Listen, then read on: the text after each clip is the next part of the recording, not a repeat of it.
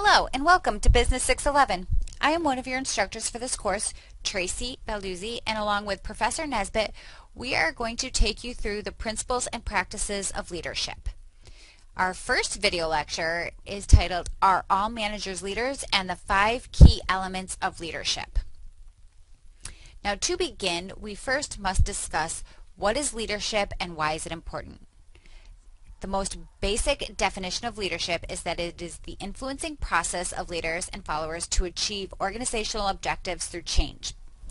This is very important for organizations, especially for crisis situations.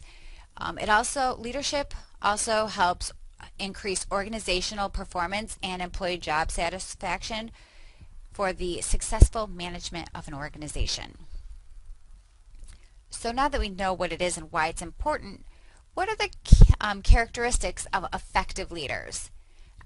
Well, on your screen you will see some of those characteristics. I'm not going to read them, or I'm not going to tell you what they are because you can read them, but I do want to point out that one of the ones that I think is very important is that effective leaders know when to take the lead, but they also know when to step aside and let somebody else who has a better skill set for the situation at hand take the lead.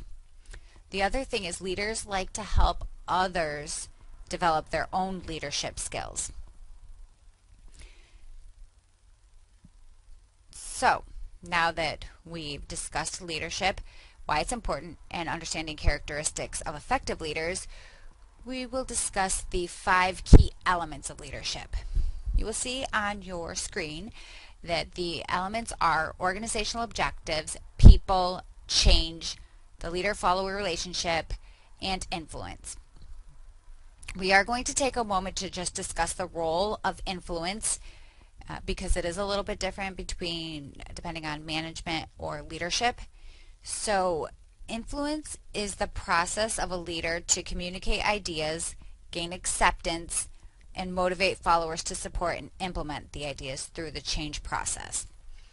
You'll also notice there on the slide there are the 2 different ways that managers and leaders use influence. Managers may influence through coercion, whereas leaders gain followers' commitment and enthusiasm for change. So, does that make all managers leaders? Well, all managers do perform the 4 following functions you see on your screen, one of which is leading. Therefore, leadership is a part of every manager's job. But does it mean that all managers are leaders? In your book, it discussed the 3 types of managerial roles: interpersonal, informational, and decisional. Now, while these are managerial roles, each of them does have an aspect of leadership. And from their perspectives, leadership is a practical effort to fulfill a task at hand, and it also is a practical effort to help people operate effectively and efficiently at all different levels of status and responsibility.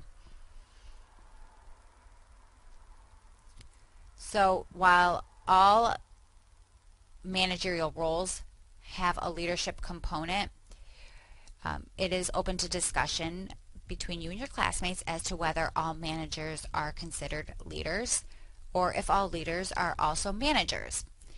And we are going to end this video lecture with the following discussion questions on this screen just to get you thinking. So, should leadership be the manager's job, or should leadership be a shared process? Are you interested in sharing leadership, or do you prefer to be a follower? And my favorite question, why does the leadership role pervade all management behavior?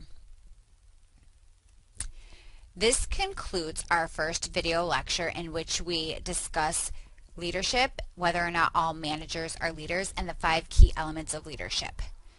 In our next lecture, we will look at the different levels of analysis of leadership.